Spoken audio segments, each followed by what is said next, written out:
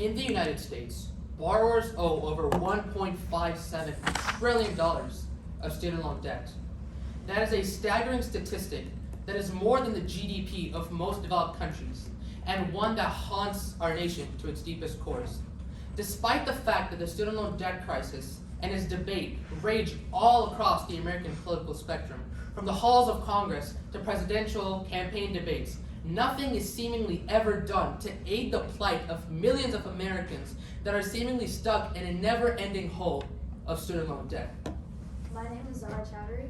My name is Aliyah Saeed. I'm Arya Kaldindi. And my name is Shana Abbas. And today we raise the question, since the early 2000s, to what extent has the student loan debt crisis negatively impacted the well-being of millennials?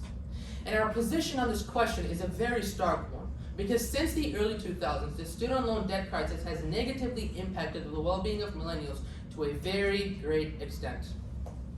The first point we will be addressing is that the student loan debt crisis has negatively affected the career paths and earnings of borrowers. If we zoom in to one of these specific careers, we can see that in 2016, the average salary for a pharmacist was around $120,000. In that same year, the average amount that was borrowed for a graduate was $157,425.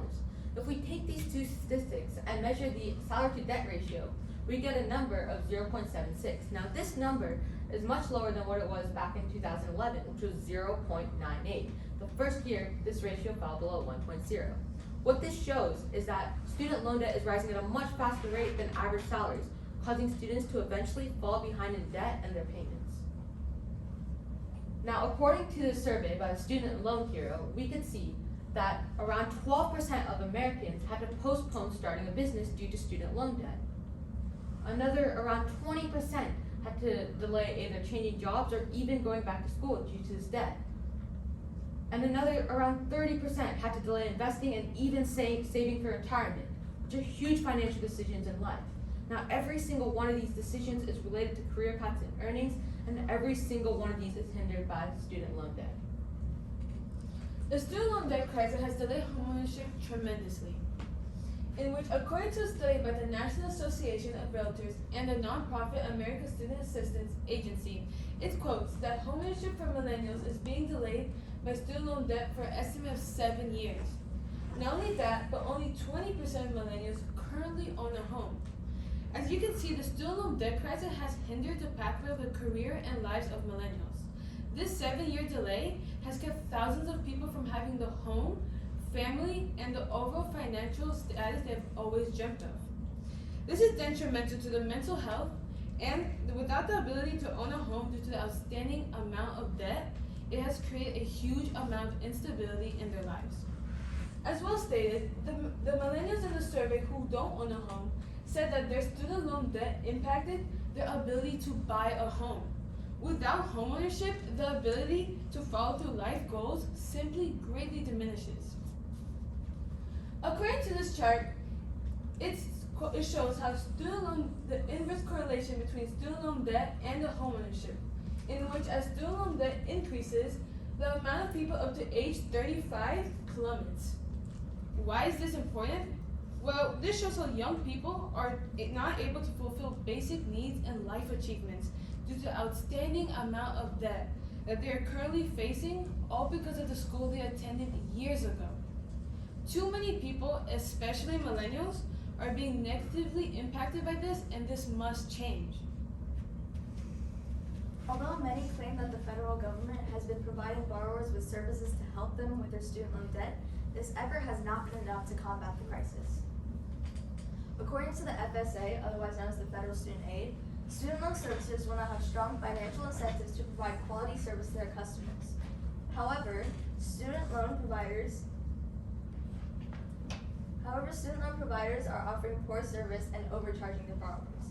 According to this graph made by the Policy Matters Ohio that represents the student loan sub-issue complaints, 39% of borrowers have trouble getting flexible repayment options, 20% of borrowers have trouble with how their payments are being handled, and 14% of borrowers have received bad information about their loan.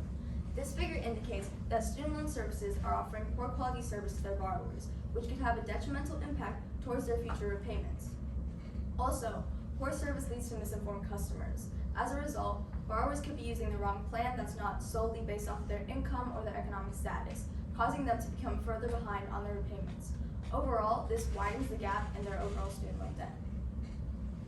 According to the FSA, otherwise known as the Federal Student Aid, the financial penalties of student loan services have grown to $2 million since September of 2017. The financial penalties represented in this statement are the amount that borrowers are being overcharged by student loan services. Since the cumulative amount is so large, it displays that many Americans are affected by mistakes made by the companies themselves, thus putting them into a further amount of debt for reasons out of their control. This lowers the economic status of borrowers as well as has a drastic impact on their financial difficulties. Thank you, Zara. Now I will discuss the solutions to this crisis and their fair share of limitations. There are many solutions and we choose to discuss 3, and the one that we focus on is highlighted in gold.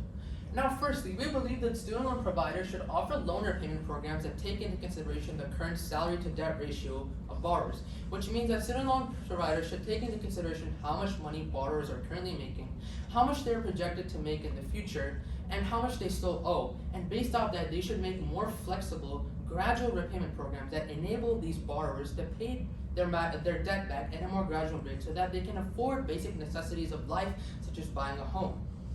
Furthermore, we believe that the federal government should forgive student loan debt in proportion to a borrower's salary. This is somewhat similar to the previous solution. And now, we're not suggesting as radical a step as the federal government simply forgiving all student loan debt. What we believe should happen is that the federal government should take into consideration, once again, how much money borrowers currently owe and how much they make. And based off that, they should forgive an appropriate amount of debt so that these borrowers are able to live happy, fulfilling lives and are not burdened by insane amounts of debt. And the solution that we choose to focus on is that the federal government should increase the regulation of student loan servicers. As Zara mentioned, student loan servicers that are private corporations are known to undertake predatory practices that harm borrowers by trapping them in decade-long and insane repayment programs. And we believe that the federal government should take a more active role and should take steps to increase the regulation of these servicers so that borrowers are not put into such predatory contracts, and the government should defend their rights. However, there are some limitations to our solutions. Firstly, it could be difficult to maintain and fund such regulation programs because the federal budget is currently strained due to the COVID-19 pandemic and the inflation that the economic crisis has brought on, and the federal government simply may not have the necessary financial resources to fund these regulation programs. Secondly, the student loan debt crisis is a crisis that we have never ever seen before at such a scale and magnitude, and so the federal government may lack the necessary expertise to regulate these kinds of servicers and these kinds of private corporations. Furthermore, we believe that overregulation may cause student loan providers to come up with ways to circumvent regulations. These are private corporations. They will come up with shrewd and innovative tactics to go around government regulations. And we believe that it might backfire if government regulations are just, if servicers have come up with different ways to circumvent these regulations, which would cause them to harm borrowers even more and borrowers to end up in even deeper debt holes. But to conclude, we the people of the United States of America demand that our federal government take a more active role in protecting the economic liberties and the pursuit of happiness of these borrowers so that they are able to live a more happy and fulfilling American dream. These are our works cited. Thank you, and do you have any questions?